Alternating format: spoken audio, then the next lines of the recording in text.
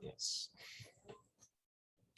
Okay, so welcome everybody. This is the second installment of the Journal Club. We did the first one last year, and I told myself I'm going to do another one like every couple months, and that failed slightly.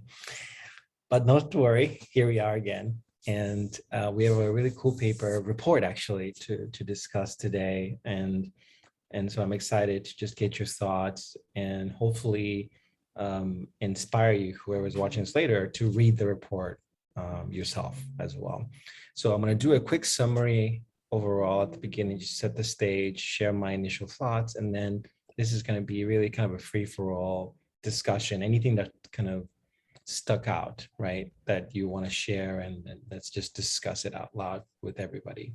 Okay, so I'm going to share my screen. So I just want everybody to show what we are actually talking about. Is this report published in 2018 on the broadening perspectives on broadening participation in STEM. So it's double broadening, a little fun thing there. Authored by these folk here from actually, it's like a multi-institutional report, and those are really hard to do, and you have people all over the place. So I commend them on making this work. So Brian and Bevan, Angela Calabrese, Barton, and Cecilia Garibay.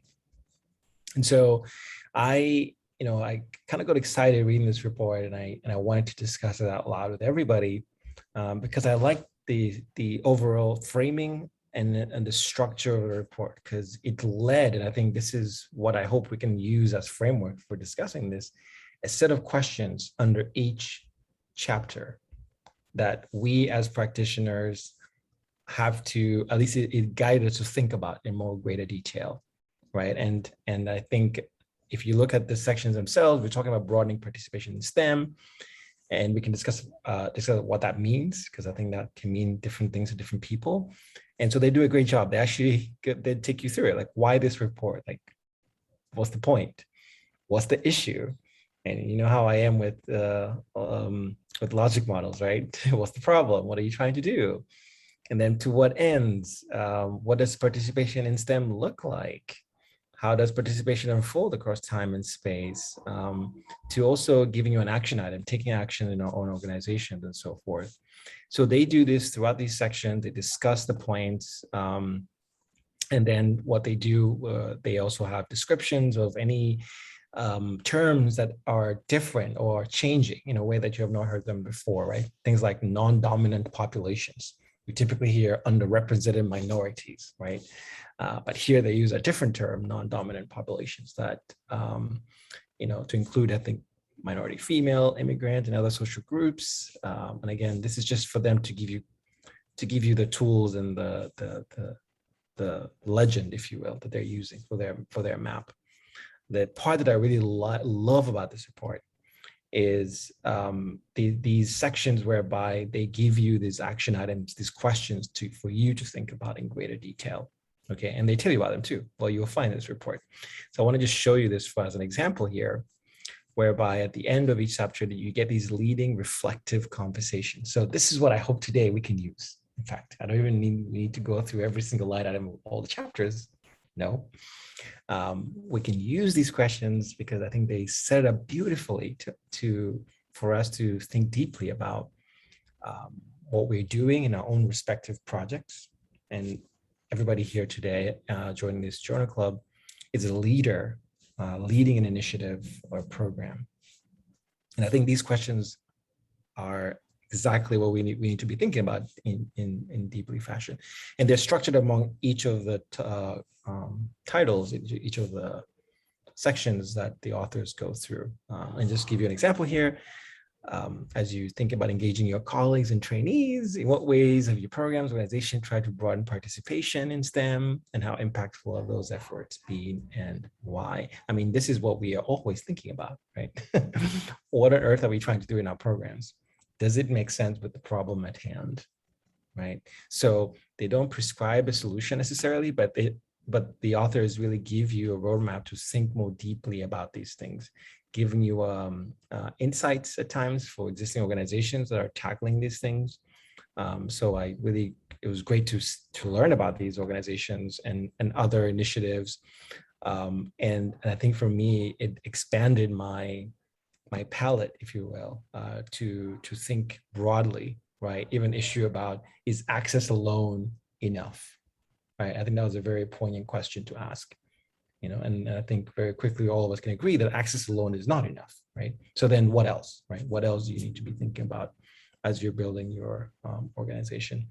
And I say this, and this is my last point, as an instructor in the SAI Fellows Program, these are issues we bring to the table for our fellows. Our current fellows are struggling with these same principles right now as they are thinking about launching their initiatives, right? Thinking deeply about, okay, am I doing science communication, or am I what am I doing, right? Am I an expert in this, right? Who makes me, why am I the best person to do this, right? And am I addressing the right component, right, with respect to the audience? Who is my audience? So I think this report, again, is targeted towards practitioners, and I think it's critical. If you're a practitioner watching this later, I highly encourage you to check it out, because it does force you to really at the forefront, look deeply in yourself, in your organization, and address these questions like these ones I'm just highlighting right now with respect to what you're building. So I'm gonna just briefly shut up now and open the floor for you guys to just react to anything I've said, not said, the report itself, and then we're just going to get right into it in terms of sharing our insights and anything that's still bugging you overall. So I'm not going to call on people. I'm just going to say the floor is open.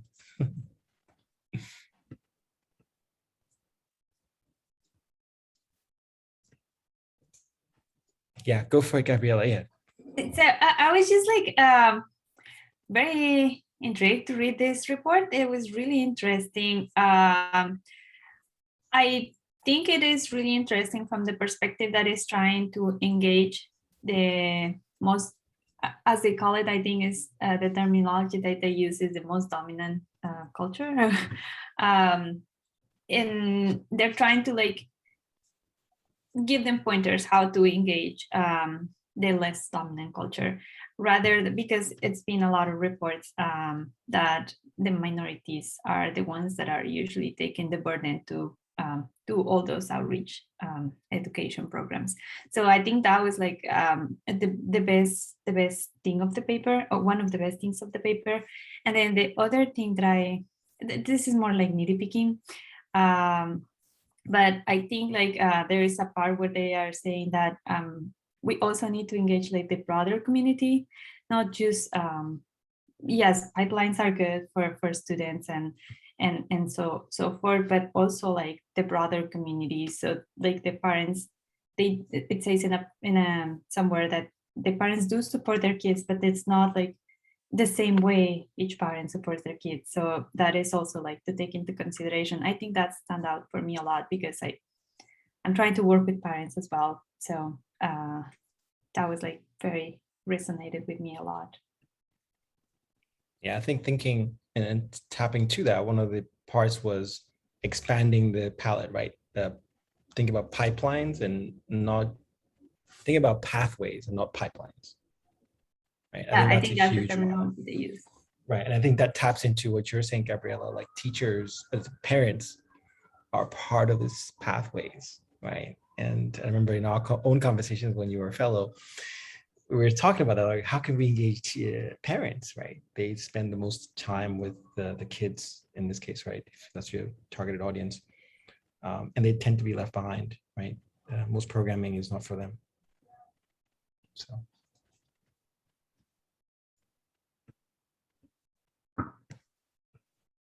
I feel like this is something that I'm going back to, we had multiple like tables, right? Rubrics that we use for, I guess, like evaluating how effective our potential idea for the fellows would be. And I don't know if this like, I'm trying to think, do we have a column that sort of assessed this? Like, does this actually broaden, say, like the people who are brought in? or I guess like it's something, it seems to be like a whole nother access. I don't know like how much we actually thought about this in terms of like, is there any way that we can compare or say like, when we iterate our ideas, see whether or not it's improving our program and that along that axis.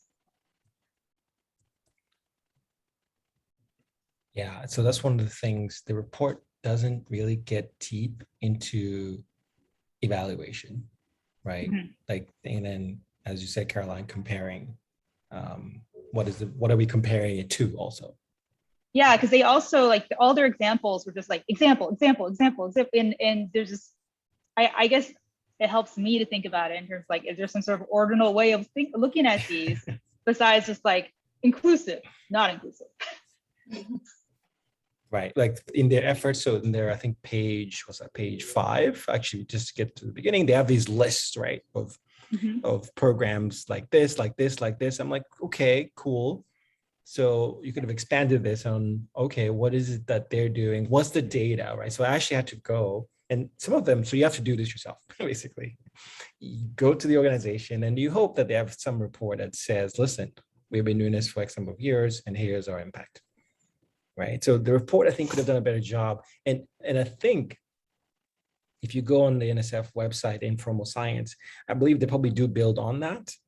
I don't quote me on that, but it would be nice to be contained in one report where we discuss the evaluative aspects, because as you remember, Caroline, that's all we talked about a lot during the fellows program. Yeah. And that's where we struggle the most, right? We all want to do this work. We want to make things equitable. We want to make things more accessible. What on earth do you measure to do this stuff?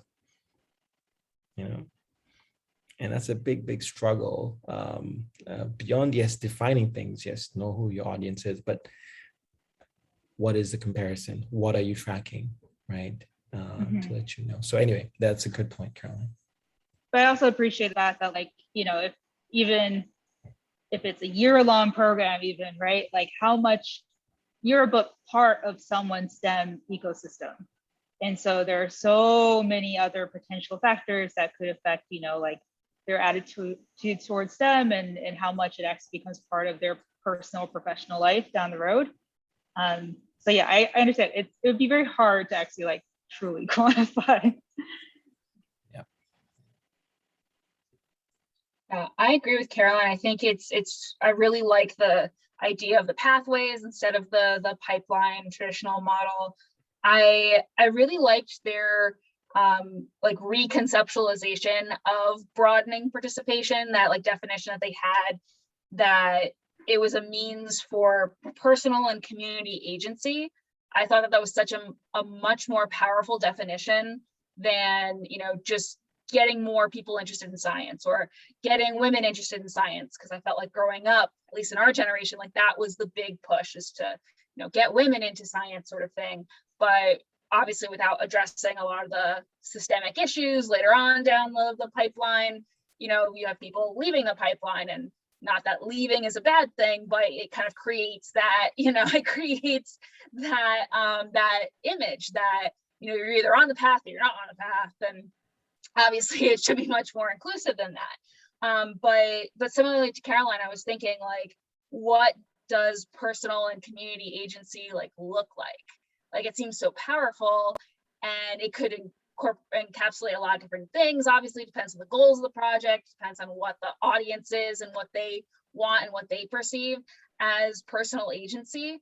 But I really liked how powerful that like word agency sort of meant for this context of how can they use the information, or how can they learn skills to do something for them or for their community. So I liked that kind of that wording choice there. Yeah, the broadening, literally, right? Even the title itself, broadening, the broadening of STEM. So they really hit a nail on the head there with that. And I agree. I think the pathways opens up, right? The challenge, though, I think goes back to Caroline's point, then evaluation becomes a problem here, right? Because now you've expanded that definition, which I think I agree you should. But when you were narrowly thinking, okay, we want to get more people into STEM, what does that mean? Okay, they're going to be some professionals, right? Maybe become scientists. So then you have a very clear, okay, We started X at number Y, and then now we're here, there was growth, yay. Now you're expanding this. So goodness, how do you define, right? What are those metrics? And I think it's a great challenge. I think it's an important challenge to think broadly about what is the role of STEM in society. I think that's probably the question that we're all asking. Right? And for each of you, right, you all are working very different projects. That's a very relevant question to ask. So what am I really trying to do? Like really? And that, I think, is like you have to look in the mirror and look at yourself like, okay, well, what is this? And so this paper kind of forces you to do that, right? I think basically the second chapter, in fact, STEM to what end, right? They fundamentally just ask you that question. And I don't know about you guys, but I'm always thinking about that from the point of view of SAI, but also from the point of view of my own lab at SAI as well, thinking about, okay, what am I trying to do with this unit that I'm building, right? And it forces me to re-articulate every time, like who is it for, when is it for, and then why, and the rest of it. So I don't know, but from your end, like as you're building your own initiatives. What do you mean when? For when? Yeah, like typically when you're building something, time is something that we don't think about much, that the temporal nature of your programming, right? You don't need your program, like some of your audience don't need your program at all times, right? They're going to need it at a very specific window when they're here, right? Middle school. You know, if they're older, it doesn't work. So that's what I mean by when That you makes need something. But we tend to forget that, right? And that's another, again, this report just forces you to think about these things more aggressively. But anyway, I love the pathways utility here.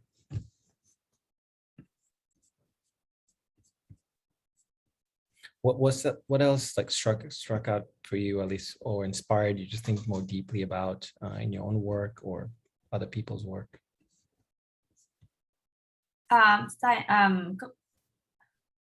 Community science, citizen science, community science. I think that is something that at least it's a little bit overlooked. It's getting more appreciation lately, but I think that is very powerful because you can engage everybody, basically, like all ages. But I don't know if it's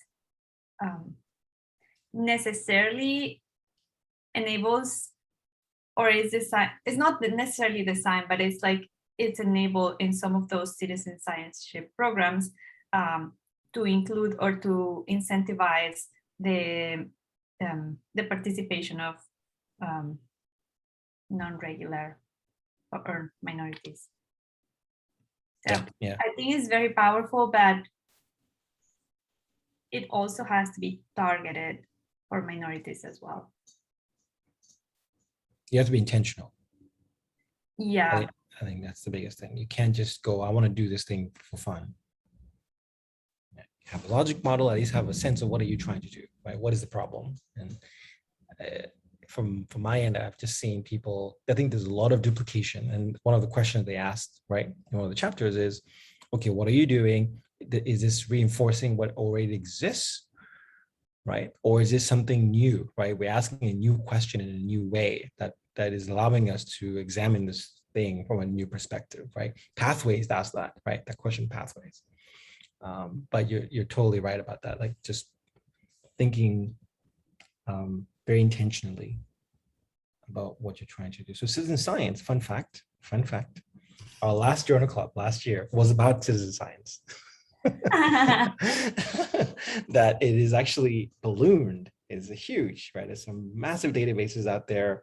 They tend to be very popular, especially in the realm of like the space sciences, right? You have all these planets need to be categorized, right? So here's an app and go and track this and let us know if it crosses this barrier. So, you know, or look at these spectrum and light, blah, blah, blah. So there are ways there, but you still need to be intentional, right? It can't be just about harvesting data and using the human brain to like, hey, we need people's eyes on this thing. It needs to be, well, okay, who are we targeting? What are we trying to do?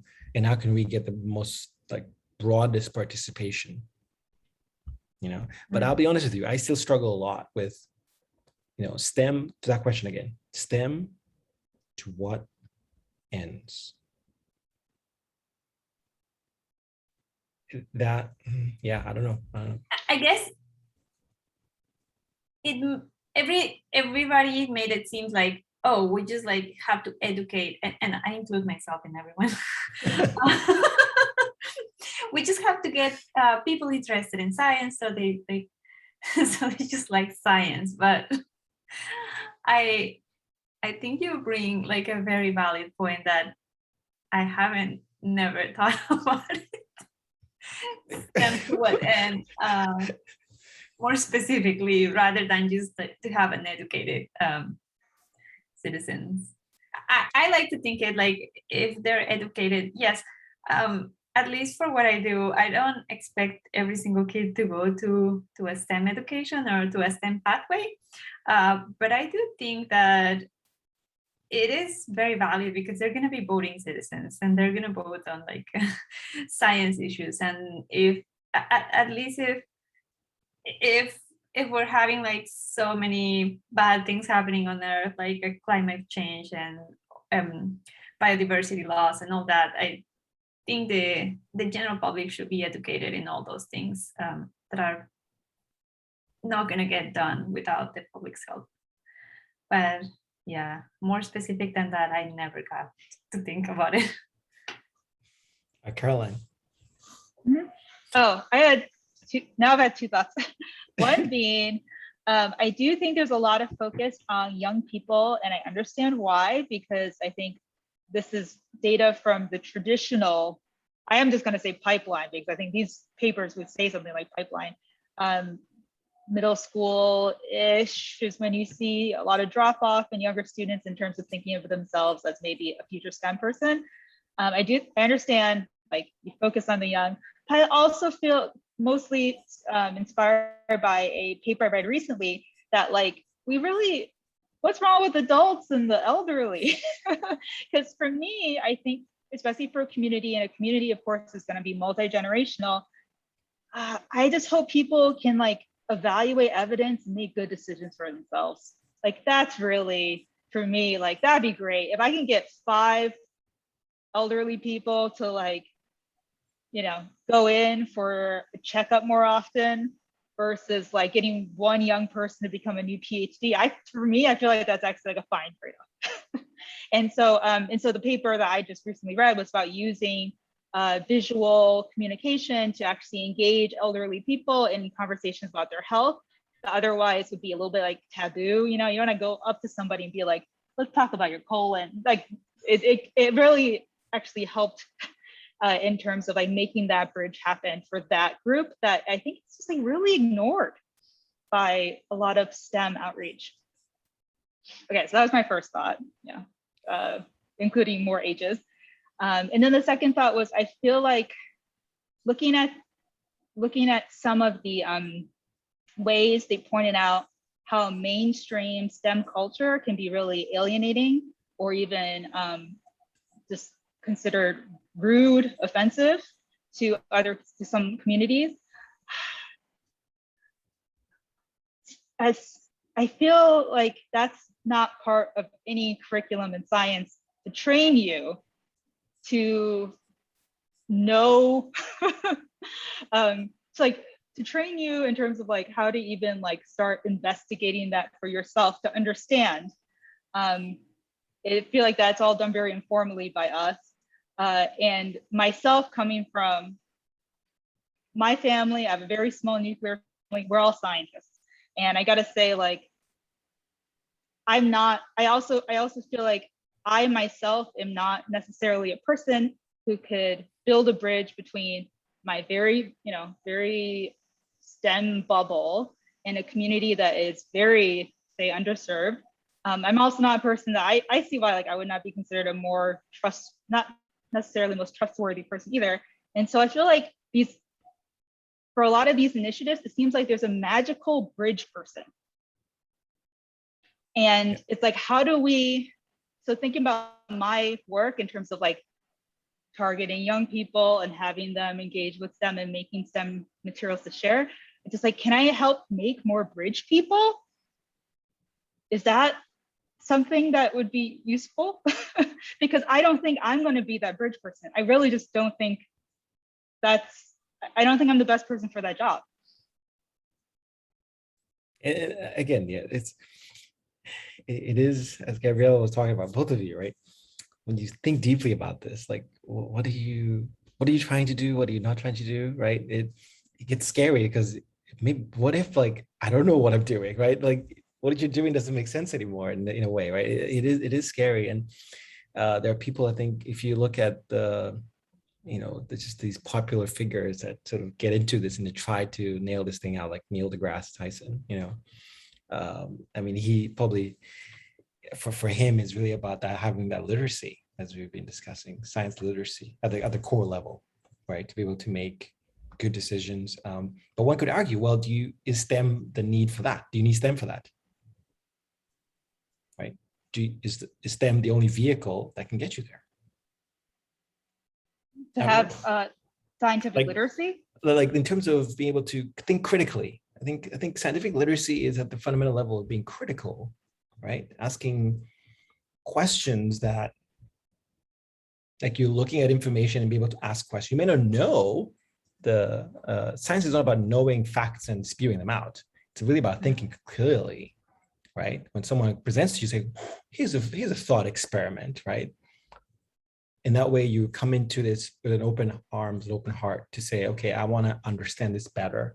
I don't know the information, I want to understand it better. Do you need science to think like that? Right? I'm just asking this just broadly, right? STEM broadly.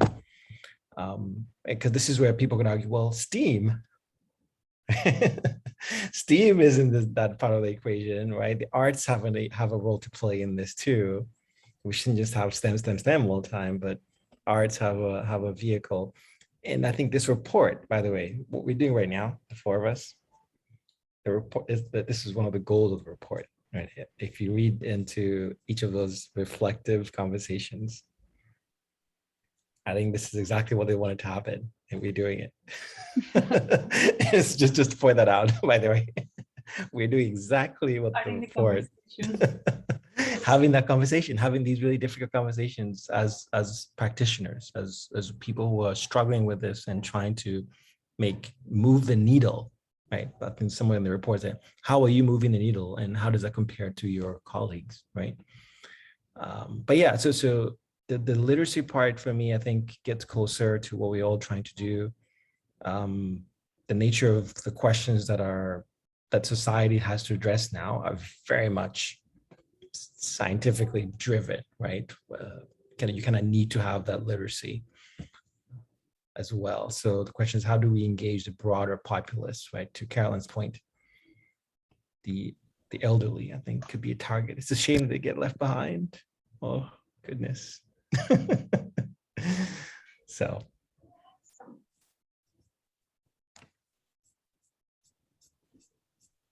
Anything else that sort of in your mind as you're thinking about this? I'm still trying to think of your question. If I have an answer to your question of, like, do you need STEM? I would just say formal or informal STEM training, or in order to evaluate evidence. The first thing that comes to mind is, okay, in the past year and a half, COVID, a lot of people have a lot to say in terms of, like, crunching those numbers, right? And at least I've witnessed over and over again, mostly people who are from, say, the computer science tech side of things, taking COVID data, analyzing it, and then being like, here's simple answers, or the experts are wrong. And then seeing over and over again how people who have field expertise, so yes, they can also run the math is the same. And yes, of course, a lot of people who can just code can just do the math, but they don't have enough field expertise. And so then that's pretty much where they, in a lot of cases, oversimplified or just using the wrong metrics to begin with. And so I think in some ways, I'm just like, yeah, there's both tools and field expertise, and you can be, like, really trained, but still be so wrong. So I don't know. So this is exactly it, right? I think it all, for me, part of it goes to just the way you think, right, at the fundamental level, right? To be able to say, okay, do I have enough data to make a conclusion or a position? And in light of new information, right, what then, right? Does my world crumble, or do I update my belief? Right. So it is the science literacy aspect of this, I think, is a hugely important function of it, right? But I think even more broadly thinking, critical thinking, where it's all connected in a way, right? It's all part of this big equation. The arts are involved in there. But it's a struggle of mine, because I'm always thinking, okay, STEM to what end? I'll keep asking that, STEM to what end? Where do you, there's no stopping point, as Carolyn mentioned. We need STEM across all dimensions of people. But I think for someone who's skeptical of the work we're doing, right, how do you answer them? STEM to what end? How do you answer them, the people who are skeptical about the work we're doing? I think for that, it's very important what Caroline was mentioning, to build trust in the community, and to go even further about building trust in the community and serving as a bridge. I don't know if you ever read the book Outliers. Yes. And it talks about connectors, which is people that build bridges between cultures, but it also talks about different other people that are very important in creating change within the community, within a movement. But creating, to go a little bit further into the creating trust in the community, this report talks about Ciencia Puerto Rico as one of the programs, and Ciencia Puerto Rico has done a great job informing the Hispanic, the Latino community about COVID vaccines. And I attended one of the workshops with Monica Felu, who is, I think she's the director of that program. And what she was saying is, how do they build trust in the community was by going to the people who was already trusted within the community. So they went to church leaders, they went to, I don't know, school teachers and some other people that were trusted already within the community, and they talked to them, and then they used them as allies to build trust into a wider community. So that's how they approached this pandemic, and they were very successful in informing the people. Now they are trusted, but since they were not trusted at the beginning, they needed to pair up with people who was already trusted by the community. And then those people can grant them trust among other people. Yeah, I think tapping the nodes that are there. On page 19, there's a really powerful paragraph that I just want to briefly read for you. Some quotes. So it goes, programs to broaden participation cannot work when institutions take a narrow view of what counts as STEM. Right? For example, if they replicate dominant cultural norms in STEM, fail to recognize the many ways in which STEM is already used in various communities and everyday settings, and miss the opportunities to position STEM as a tool for understanding or addressing community issues that may not be seen on the surface as involving STEM. Okay. And so STEM, I mean, it's everywhere. It's around us. We breathe it, right? I think it's about bringing that up to light, right? And that's where I think when we engage in folk that are skeptical of the work or don't understand why you're doing this, or it's kind of an add-on, right? The way it is presented as an add-on, like a nice to have, but not necessary thing. I'm like, no, this is a critical piece. It's part of the equation. To your point, Gabriela, so all these organizations who are tapping into existing leaders that see the links and trusted in the community, can we use them as vehicles, right, to bring to light the role of STEM that is already in society. It's already there. And it's very, I don't think this is super new. A few years ago, even before I started on science communication, and I attended a conference, and it was a total conference.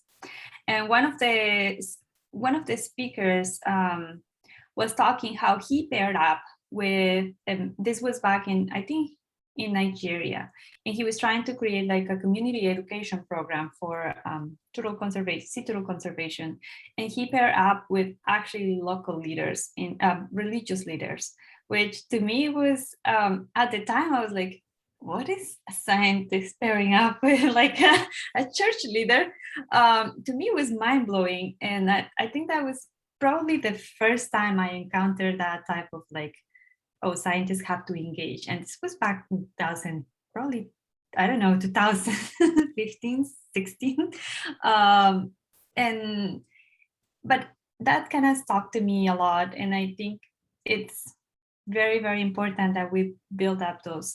And especially like for church people, like a lot of beliefs are like, oh, we're here to like take care of the creepy and there's no need for us to like care for it. Just like we can use it and as much as we can. And I think for Latin people, a lot of Latin people are still going to church.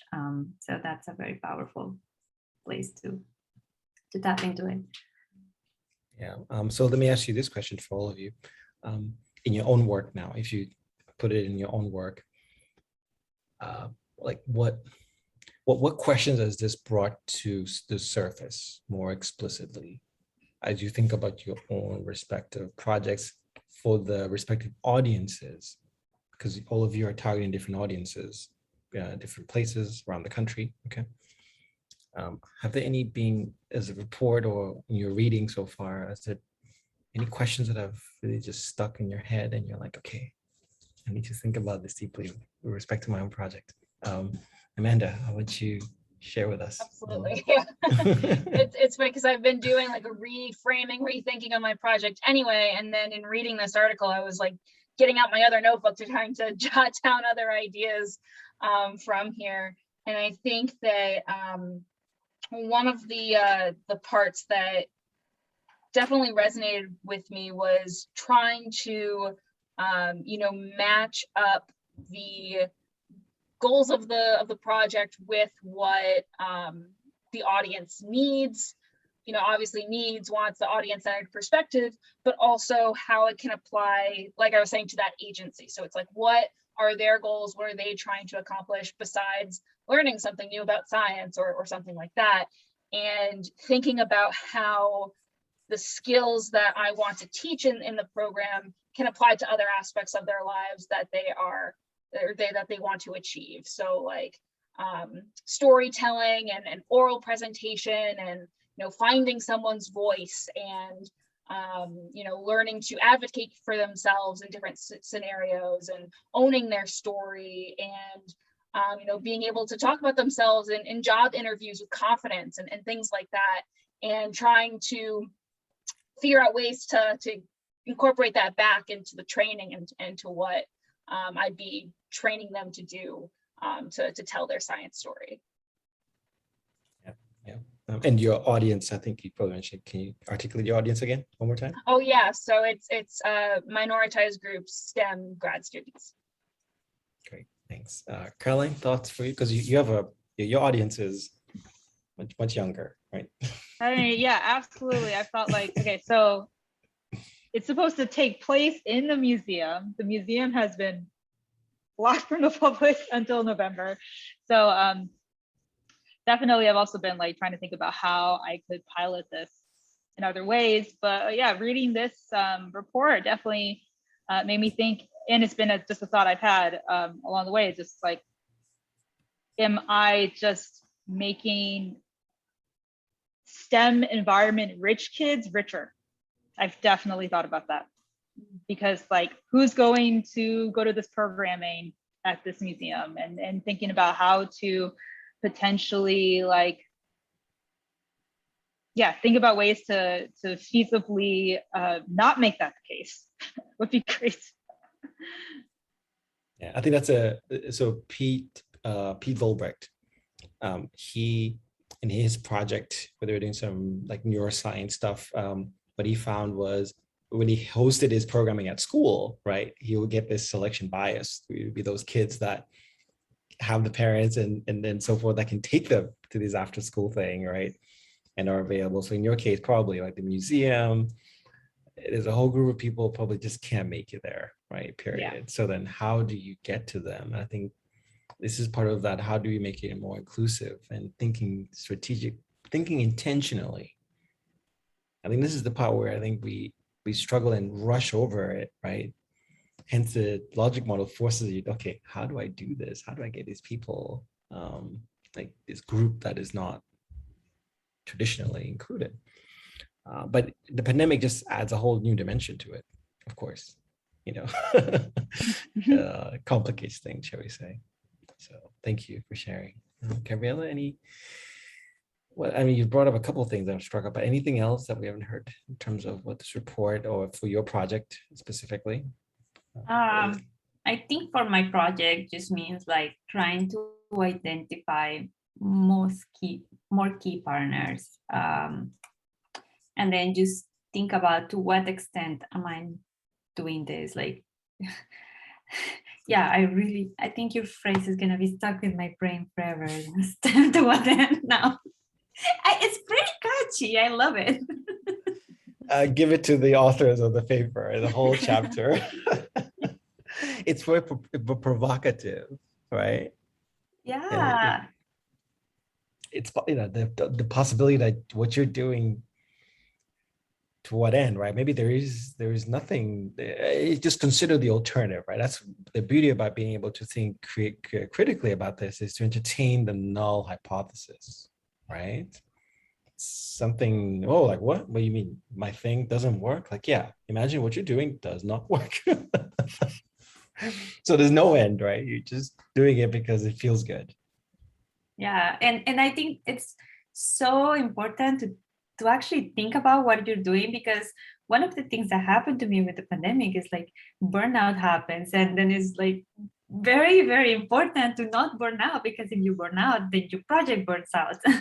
So it's very important to learn how to be self-sustainable. And I think I heard or read, I think it was from the director of the Union of Concerned Scientists. She was talking about burnout, and she was talking about how to actually prevent burnout. And it's very common for like small projects like what we're trying to do that. So I think it's thinking about the why. It's what's going to prevent or help a lot with not get burnout. So yeah, the burnout is real, and we can sometimes forget that people doing this work are humans. They're people. They have needs. We have needs, right?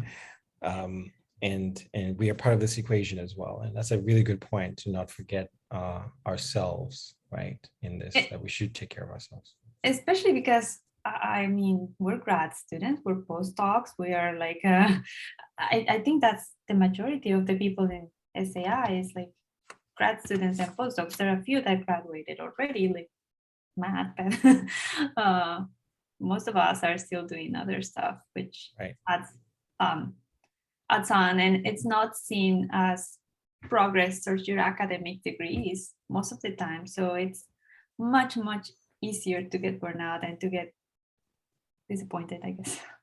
Yeah, and I think that's probably a topic that we can spend like another day discussing, the culture within academia with respect to outreach and public engagement. And broadly, next topic. Absolutely, we can do that. And so I want to leave you all as your, hopefully if you're watching this later, this conversation has inspired you to read this paper, number one, but also just think deeply about your own work. Or if you are someone who's coming into this space trying to do this projects, think of it way ahead of time, like in the front end of things. There's a project over at the NSF called the Advancing Informal STEM Learning, the ASL program. And I see Amanda shaking her head, probably heard of this. But they think a lot about these issues, right? Very deeply. And this is one of the cool things about the NSF. They have invested heavily in this space, the informal STEM learning space, right? You learn, I mean, your STEM, essentially STEM is really, majority of it is informal, that you will experience in your lifetime will be informal, right? And so they have invested so heavily in the space, and they have funding lines, and actually the next upcoming deadline, if you're watching this in time, January 18th. But they have shared a lot of information in terms of other projects, what has worked, and they're for them, they think deeply about this role of assessment and evaluation. To Caroline's point earlier, they really dig deep in terms of, okay, what are you doing, for whom, what exactly are you trying to change in this equation? What part of the problem are you trying to address, right? And how is your innovation different or additive to what's already there, right? What's already in the space. So do check this thing out. The Advancing Informal STEM Learning Initiative through the NSF. You can check out the previously funded projects. And the beauty about this, if you're funded by them, you have to be sort of share all the information you've learned.